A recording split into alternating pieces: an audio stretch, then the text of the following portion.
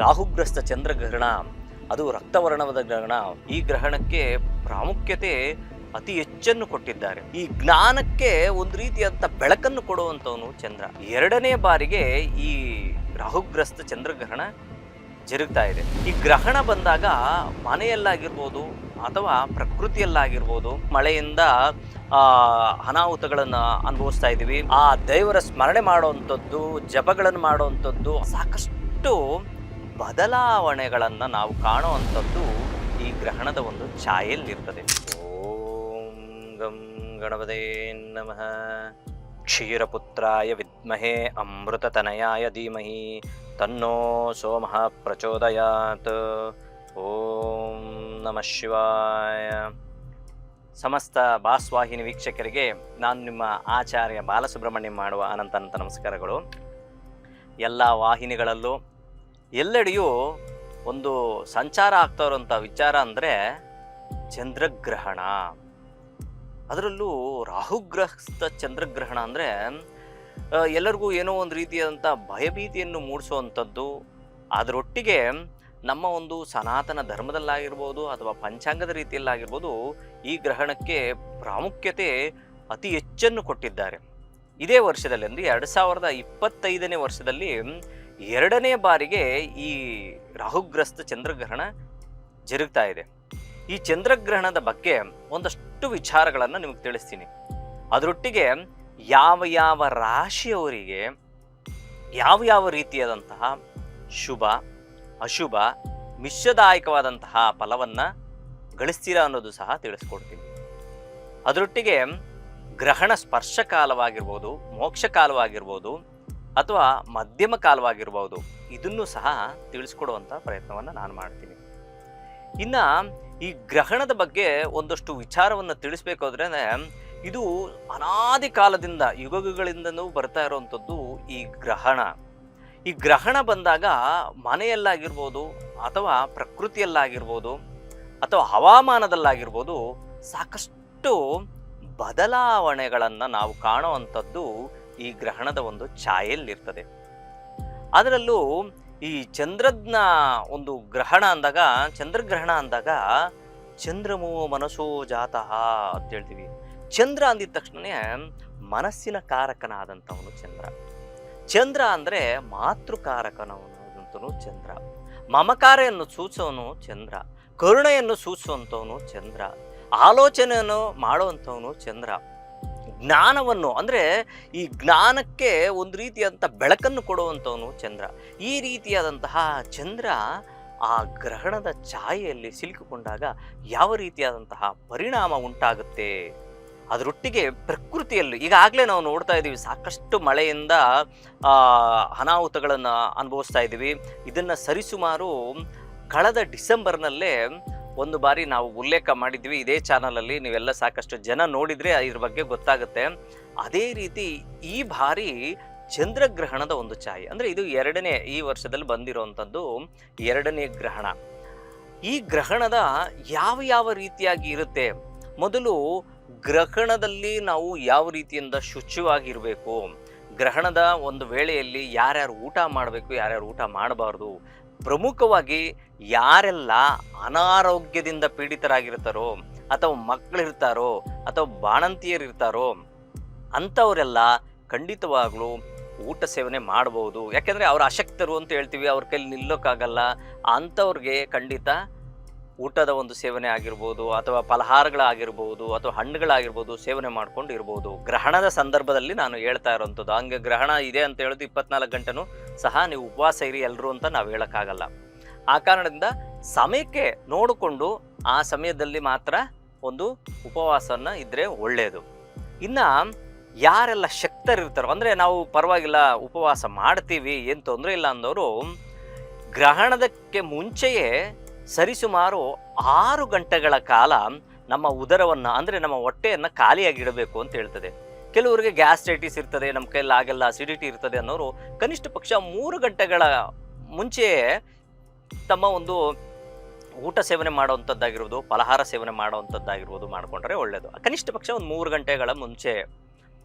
ಈ ರೀತಿ ಮಾಡೋದ್ರಿಂದ ಏನು ಹೇಳ್ತದೆ, ಇದು ಸೈಂಟಿಫಿಕಲಿ ಪ್ರೂವ್ ಆಗಿದೆ. ನಮ್ಮ ಒಂದು ಜಠರ ಅಂದರೆ ಹೊಟ್ಟೆ ಒಳಗಡೆ ಯಾವ ರೀತಿಯಾದಂತಹ ಪದಾರ್ಥವು ಇಲ್ಲದೇ ಇದ್ದಾಗ ನಮ್ಮ ದೇಹದಲ್ಲಿ ಯಾವುದೇ ರೀತಿಯಾದಂಥ ಎನರ್ಜಿ ಲಾಸ್ ಆಗೋಲ್ಲ, ಏನಿದ್ರೂ ಎನರ್ಜಿ ಗೈನ್ ಆಗುತ್ತೆ, ಅಂದರೆ ಬರುತ್ತೆ, ನಮ್ಮಲ್ಲಿ ಒಂದು ಶಕ್ತಿಯನ್ನು ಉಂಟು ಮಾಡುವಂಥ ಸಂದರ್ಭದಲ್ಲಿ. ಆ ಕಾರಣದಿಂದ ನಾವೇನು ಮಾಡ್ತೀವಿ, ಚೆನ್ನಾಗಿ ತಿಂದ್ಬಿಟ್ರೆ ಏನಾಗುತ್ತೆ, ಅಲ್ಲಿ ಹೊಟ್ಟೆಗೆ ಸಂಬಂಧಪಟ್ಟಂತಹ ಆರೋಗ್ಯದ ವ್ಯತ್ಯಾಸಗಳು, ಇನ್ಫೆಕ್ಷನ್ಸ್ ಆಗುವಂಥದ್ದು ಸಾಧ್ಯತೆಗಳು ಹೆಚ್ಚಾಗಿರ್ತದೆ.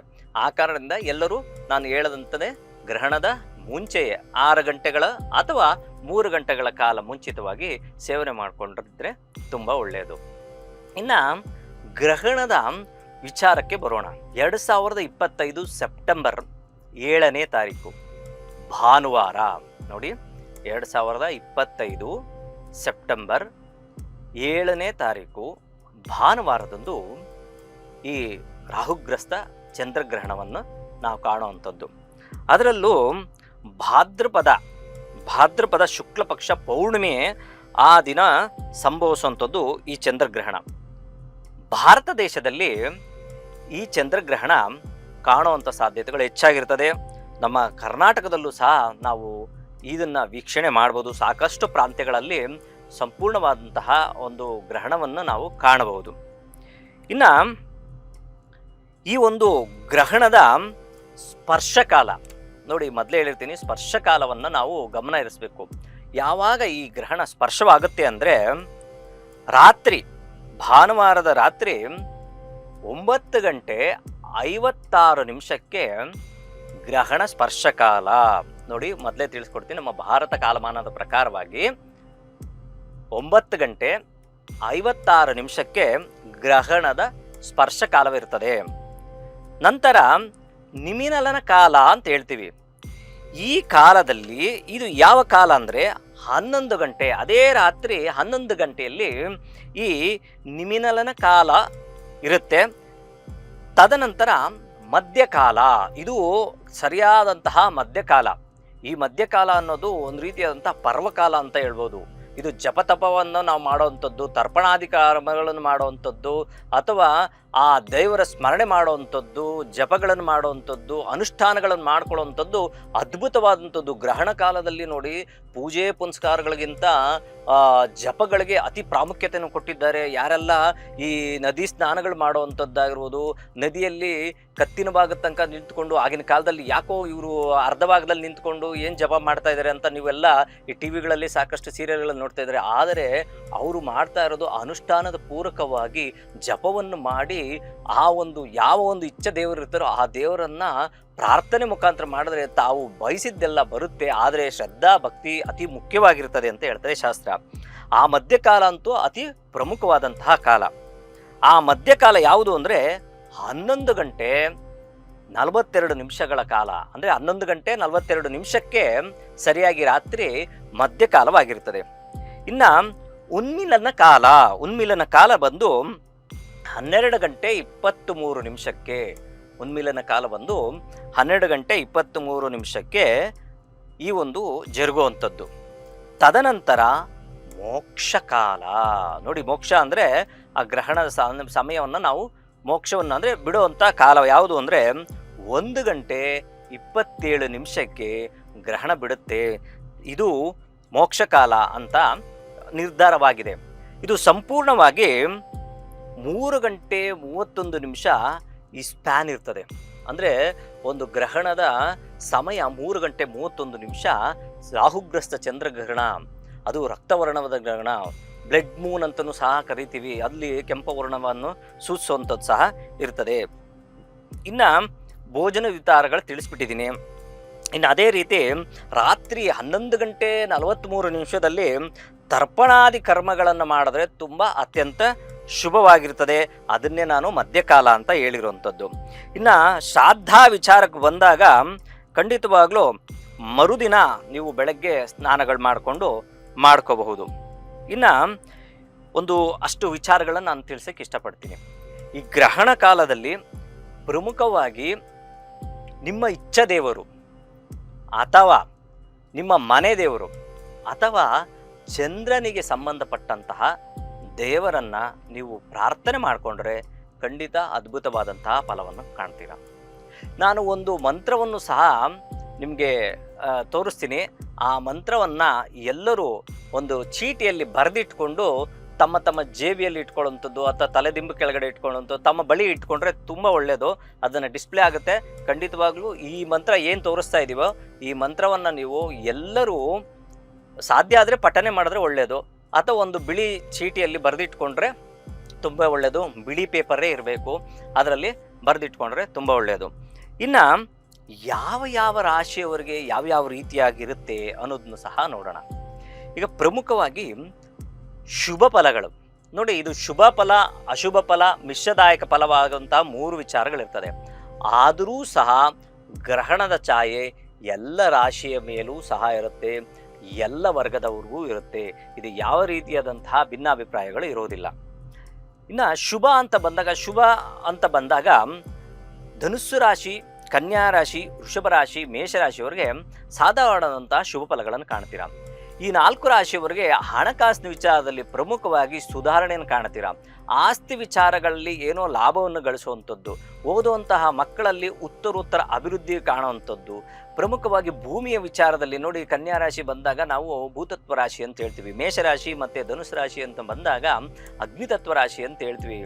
ಇದೇ ರೀತಿ ನಾವು ವೃಷಭ ರಾಶಿಯನ್ನು ಬಂದಾಗ ಭೂತತ್ವ ರಾಶಿ ಅಂತೀವಿ. ಈ 4 ರಾಶಿಗಳಲ್ಲಿ 2 ವಿಭಾಗಗಳನ್ನು ಮಾಡಿದಾಗ ನಾವು ಯಾವ ರೀತಿಯಾದಂತಹ ಈ 4 ರಾಶಿಯಲ್ಲಿ ಧನುಸ್ಸು ರಾಶಿ, ಕನ್ಯಾ ರಾಶಿ, ವೃಷಭ ರಾಶಿ, ಮೇಷರಾಶಿಯವರಿಗೆ ಲಾಭದಾಯಕವಾಗಿಯೂ ಸಹ ಇರುತ್ತದೆ. ಅದೇ ರೀತಿ ಅಂತ ಲಾಭದಾಯಕವಾಗಿ ಇರ್ತದೆ ಅಂತ ಮನೇಲಿ ಕೂತ್ಕೊಂಡ್ರಾಗಲ್ಲ, ಅದಕ್ಕೆ ಸರಿಯಾದಂತಹ ಪರಿಶ್ರಮವೂ ಬೇಕಾಗುತ್ತೆ. ಅದೇ ರೀತಿ ನಿಮ್ಮ ಪರಿಶ್ರಮಕ್ಕೆ ಫಲ ಹೆಚ್ಚಾಗಿ ಸಿಗುತ್ತೆ. ಅದರೊಟ್ಟಿಗೆ ನೀವು ಸಹ ಮಂತ್ರವನ್ನು ಪಠನೆ ಮಾಡುವಂಥದ್ದು, ಜಪ ಮಾಡುವಂಥದ್ದು, ದೈವ ಸ್ಮರಣೆ ಮಾಡುವಂಥದ್ದು, ಅಂತಹ ಗ್ರಹಣ ಸಂದರ್ಭದಲ್ಲಿ ಯಾವುದೇ ರೀತಿಯಾದಂತಹ ಅಹಿತಕರವಾದಂತಹ ಘಟನೆಗೆ ಒಳಗಾಗದೆ ಮನಸ್ಸೋ ಇಚ್ಛೆಯಿಂದ ಆ ಪರಮಾತ್ಮನನ್ನು ಪ್ರಾರ್ಥನೆ ಮಾಡ್ಕೊಂಡು ಹೋದರೆ ಖಂಡಿತ ಒಳ್ಳೆಯದಾಗುತ್ತೆ. ಈ ರಾಶಿಯವರಿಗೆ ಶುಭದಾಯಕವಾಗಿರುತ್ತೆ ಅಂತ ಹೇಳ್ತಾ ಇದೆ ಶಾಸ್ತ್ರ. ಇನ್ನು ಮಿಶ್ರದಾಯಕವಾಗಿರುವಂಥದ್ದು ನೋಡಿ, ಮಿಶ್ರದಾಯಕವಾಗಿರುವಂಥದ್ದು ಮಕರ ರಾಶಿ, ತುಲಾ ರಾಶಿ, ಸಿಂಹ ರಾಶಿ, ಮಿಥುನ ರಾಶಿಯವರಿಗೆ ಮಿಶ್ರದಾಯಕವಾದಂತಹ ಫಲ. ಮಿಶ್ರ ಅಂದಿದ ತಕ್ಷಣ ತುಂಬ ಕೆಟ್ಟದಿರ್ತದೆ ಅಥವಾ ತುಂಬ ಒಳ್ಳೆಯದಿರ್ತದೆ ಆ ರೀತಿ ಏನಿರಲ್ಲ, ಮಾಧ್ಯಮವಾಗಿರುವಂಥದ್ದು ಈ ರಾಶಿಯವರಿಗೆ ಇರುವಂಥದ್ದು. ಇವರು ಸಹ ಸಾಮಾನ್ಯವಾಗಿ ಯಾವ ಇಚ್ಛಾ ದೇವರುಗಳಿರ್ತಾರೋ ಅಂಥವರು, ಅಥವಾ ಮನೆ ದೇವರಾಗಿರ್ಬೋದು, ಅಥವಾ ಈಶ್ವರನ ಒಂದು ಸ್ಮರಣೆ ಮಾಡುವಂಥದ್ದು, ಅಥವಾ ನಾರಾಯಣನ ಒಂದು ಸ್ಮರಣೆ ಮಾಡುವಂಥದ್ದು, ಈ ರೀತಿಯಂಥ ಸ್ಮರಣೆ ಮಾಡ್ಕೊಂಡು ಹೋದರೆ ಖಂಡಿತವಾಗ್ಲೂ ನಿಮ್ಮ ಮಿಶ್ರ ಫಲವು ಶುಭ ಫಲವಾಗುತ್ತೆ. ನೀವು ಮಾಡುವಂಥ ಕರ್ಮವೂ ಸಹ ಶುಭದಾಯಕವಾಗಿರ್ತದೆ. ಆ ಕಾರಣದಿಂದ ಮಿಶ್ರದಾಯಕವಾಗಿರೋದನ್ನ ನೀವು ಶುಭ ಫಲವನ್ನಾಗಿ ಮಾರ್ಪಾಡು ಮಾಡ್ಕೋಬಹುದು. ಇನ್ನು ಅಶುಭದಾಯಕವಾಗಿರುವಂತಹ ರಾಶಿಗಳು ಯಾವುದು ಅನ್ನೋದು ನೋಡೋಣ. ಕುಂಭ, ಮೀನ, ಕಟಕ, ವೃಶ್ಚಿಕ ಈ ರಾಶಿಗಳು ಸ್ವಲ್ಪ ಅಲರ್ಟ್ ಆಗಿರಬೇಕು. ಯಾಕೆ ಅಂದರೆ ಆ ಅಲರ್ಟ್ನೆಸ್ ಇಲ್ಲ ಅಂದರೆ ಸ್ವಲ್ಪ ಆಕ್ಸಿಡೆಂಟ್ಸ್ ಆಗುವಂಥದ್ದು, ಯಾವುದೋ ಮಾತಿನ ವಿಚಾರದಲ್ಲಿ ಗಲಾಟೆಗಳಾಗುವಂಥದ್ದು, ಗಾಡಿ ಓಡಿಸುವಂಥ ವಿಚಾರದಲ್ಲಿ ಗಲಾಟೆಗಳಾಗುವಂಥದ್ದು, ಆಸ್ತಿ ವಿಚಾರಗಳಲ್ಲಿ ಸ್ವಲ್ಪ ಇರುಸುಮುರುಸು ಆಗುವಂಥದ್ದು, ಪತಿ ಪತ್ನಿಯಲ್ಲಿ ಸ್ವಲ್ಪ ಏನೋ ಒಂದು ರೀತಿಯಾದಂತಹ ಗಲಾಟೆಗಳಾಗುವಂಥದ್ದು, ಈ ರೀತಿಯ ಸಣ್ಣ ಪುಟ್ಟ ಸಮಸ್ಯೆಗಳನ್ನು ಅನುಭವಿಸುವಂಥದ್ದು, ಆರೋಗ್ಯದಲ್ಲಿ ವ್ಯತ್ಯಾಸ ಕಾಣುವಂಥದ್ದು, ಮಾನಸಿಕ ವಿಚಾರದಲ್ಲಿ, ಹಣಕಾಸಿನ ವಿಚಾರದಲ್ಲಿ ಸ್ವಲ್ಪ ವ್ಯತ್ಯಾಸ ಗಾಬರಿ ಪಡುವಂಥದ್ದು ಏನಿರಲ್ಲ. ಸುಮ್ಮನೆ ನೀವೇನೋ ಆ ರಾಶಿಯವರು ಹೇಳ್ಬಿಟ್ಟಿದ್ದಾರೆ ಇವರು ನಮ್ಗೆ ಚೆನ್ನಾಗಿಲ್ಲ ಆ ಥರ ಏನು ಗಾಬರಿ ಪಡುವಂಥದ್ದೇನಿಲ್ಲ. ನಾನು ತಿಳಿಸ್ಕೊಡುವಂತಹ ಮಂತ್ರ, ಈ ಡಿಸ್ಪ್ಲೇಲಿ ಬರುವಂತಹ ಮಂತ್ರವನ್ನು ನೀವು ಖಂಡಿತವಾಗ್ಲೂ ಎಲ್ಲ ರಾಶಿಯವರು ಇದನ್ನು ಪಠನೆ ಮಾಡುವಂಥದ್ದಾಗಿರ್ಬೋದು. ಅದೇ ನಾನು ಮೊದಲೇ ತಿಳಿಸ್ದಂಗೆ ಚೀಟಿಯಲ್ಲಿ ಬರೆದಿಟ್ಕೊಂಡು ನೀವು ನಿಮ್ಮ ಬಳಿಯಲ್ಲಿ ಇಟ್ಕೊಂಡಿದ್ದೆ ಆದರೆ ಖಂಡಿತ ಒಳ್ಳೆಯದಾಗುತ್ತೆ. ಇನ್ನು ಪರಿಹಾರ ರೂಪಕ್ಕಾಗಿ ಇನ್ನಷ್ಟು ವಿಚಾರಗಳನ್ನ ನಾನು ತಿಳಿಸ್ತೀನಿ. ಶಕ್ತಾನುಸಾರ ನಿಮ್ಮ ಕೈಲಿ ಏನಾಗುತ್ತೋ ಅಕ್ಕಿ, ಪ್ರಮುಖವಾಗಿ ಅಕ್ಕಿ ಅಥವಾ ಹಾಲಿನ ಸೇವನೆ. ಮನೆಗೆ ಬಂದಾಗ ಒಂದು ಅತಿಥಿಗಳಿಗೊಂದು 10 ಜನನ ಕರೆದು ಹಾಲು ಕೊಡುವಂಥದ್ದು, ಅವ್ರಿಗೆ ಒಂದು ಹಾಲನ್ನು ಕೊಟ್ಟಾಗ, ಸಕ್ಕರೆ ಮಿಶ್ರಿತವಾದಂಥ ಹಾಲನ್ನು ಕೊಟ್ಟಾಗ ಅವರು ಸಂತೃಪ್ತಿರಾಗ್ತಾರೆ. ಹಾಲು ಬಂದು ತ್ರಿಪ್ಟೋನ ಅನ್ನೋ ಒಂದು ರಾಸಾಯನಿಕ ವಸ್ತು ಇರ್ತದೆ. ಆ ಕಾರಣದಿಂದ ಅದರಲ್ಲಿ ಸೈಂಟಿಫಿಕಲಿ ಇದು ಪ್ರೂವ್ ಆಗಿರುವಂಥದ್ದು, ಹಾಲು ಸಂತೃಪ್ತಿಯನ್ನು ಕೊಡುವಂಥದ್ದು. ನೋಡಿ, ಯಾವುದೇ ಎಷ್ಟೇ ಧಾನ್ಯಗಳಿದ್ರೂ ಸಹ ನಾವು ಅಕ್ಕಿಗೆ ಪ್ರಾಮುಖ್ಯತೆಯನ್ನು ಕೊಡ್ತೀವಿ. ಅದು ಅಕ್ಕಿ ಬಂದು ಚಂದ್ರನಿಗೆ ಧಾನ್ಯವಾಗುತ್ತದೆ. ಆ ಕಾರಣದಿಂದ ಆ ಚಂದ್ರ ಆ ಅಕ್ಕಿಯ ಗಾನವಾಗಿರೋದ್ರಿಂದ ನಿಮ್ಮ ಮನಸ್ಸು ಸಹ ಚಂಚಲತೆಯಿಂದ ದೂರ ಆಗಿ ನಿರ್ಮಲವಾಗಿರ್ತದೆ ಮನಸ್ಸು. ಆ ಕಾರಣದಿಂದ ಅಕ್ಕಿಯ ದಾನ ಮಾಡುವಂಥದ್ದು, ಅಥವಾ ಅನ್ನವನ್ನು ನೀವು ಯಾರಿಗೋ ಒಂದು 4 ಜನಕ್ಕೆ ಕರೆದು ಅನ್ನ ಸಂತರ್ಪಣೆ ಅಂದರೆ ಮರುದಿನ ಯಾವುದು ಗ್ರಹಣದ ಕಾಲದ ನಂತರ ಅನ್ನ ದಾನ ಮಾಡುವಂಥದ್ದು ಏನಿಲ್ಲ. ನಿಮ್ಮ ಫ್ರೆಂಡ್ ಸರ್ಕಲ್ ಕರೆದು ಸ್ವಲ್ಪ ಒಂದು 3 ಜನಕ್ಕೆ 4 ಜನಕ್ಕೋ ಊಟ ಹಾಕಿದ್ರು ಏನು ತೊಂದರೆ ಏನಿಲ್ಲ. ಇನ್ನೂ ನಾನು ಶಕ್ತಿ ಇದೆ ಅಂದರೆ ಬೆಳ್ಳಿ ಒಂದು ಚಿಕ್ಕ ಕಾಯಿನ್ 1 ಗ್ರಾಮಿಂದು, ಅರ್ಧ ಗ್ರಾಮಿಂದು, ಈ ರೀತಿಯಾದಂತಹ ಬೆಳ್ಳಿಯ ಕಾಯಿನ್ ಆಗಿರ್ಬೋದು, ಬೆಳ್ಳಿ ಯಾವುದಾದ್ರೂ ಸರಿ, ಬೆಳ್ಳಿ ವಸ್ತುಗಳನ್ನು ದಾನವನ್ನು ಸಹ ಮಾಡ್ಬೋದು. ಇನ್ನು ಅದನ್ನು ಹೊರತುಪಡಿಸಿ ಏನು ಮಾಡ್ಬೋದು ಅಂದರೆ ಪರಮಾತ್ಮನ ಚಿಂತನೆ. ಇದಕ್ಕೆ ಯಾವ ಕಾಸು ಇಲ್ಲ, ಯಾವ ಕವಡೆನೂ ಇಲ್ಲ. ದೈವ ಸ್ಮರಣೆ ಮಾಡ್ಕೊಂಬನ್ನಿ, ಖಂಡಿತ ಒಳ್ಳೆಯದಾಗುತ್ತೆ. ಓಂ ನಮಃ ಶಿವ. ಯಾಕೆಂದರೆ ಚಂದ್ರಮೋ ಮನಸೋ ಜಾತಃ ಅಂದಾಗ ಚಂದ್ರಶೇಖರನಿಗೆ ಸಂಬಂಧಪಟ್ಟಿರುವಂಥದ್ದು. ಆ ಕಾರಣದಿಂದ ಓಂ ನಮಃ ಶಿವಾಯ ಅನ್ನೋ ಒಂದು ಮಂತ್ರ ಆಗಿರ್ಬೋದು. ಓಂ ಹ್ರೀಂ ಧೂಮ್ ದುರ್ಗೆ ನಮಃ. ಯಾಕಂದರೆ ರಾಹುಗೆ ಸಂಬಂಧಪಟ್ಟಂತಹ ದೇವತೆ ದುರ್ಗೆ ಆಗ್ತಾಳೆ. ಆ ಕಾರಣದಿಂದ ದುರ್ಗೆ ಒಂದು ಸ್ಮರಣೆ ಮಾಡ್ಕೊಂಬನ್ನಿ, ಖಂಡಿತ ಒಳ್ಳೆಯದಾಗುತ್ತೆ. ಅದೇ ರೀತಿ ನಿಮ್ಗೆ ಯಾವುದು ಬರುತ್ತದೋ ದೈವ ಸ್ಮರಣೆಗೆ, ಅದೇ ಮಂತ್ರ ಬೇಕು, ಇದೇ ಮಂತ್ರ ಬೇಕು ಅನ್ನೋದಕ್ಕಿಂತ ನಿಮಗೆ ಯಾವುದು ಅನುಕೂಲವಾಗುತ್ತೋ ಆ ಮಂತ್ರವನ್ನು ಪಠನೆ ಮಾಡಿದ್ರೆ ತುಂಬ ಒಳ್ಳೆಯದು. ಇನ್ನು ಗ್ರಹಣ ಕಾಲದಲ್ಲಿ ಪ್ರಮುಖವಾಗಿ ನೋಡಿ, ಸ್ಪರ್ಶ ಕಾಲದಿಂದ ಮೋಕ್ಷ ಕಾಲದವರೆಗೂ ಏನು ಮಾಡ್ಬೋದು?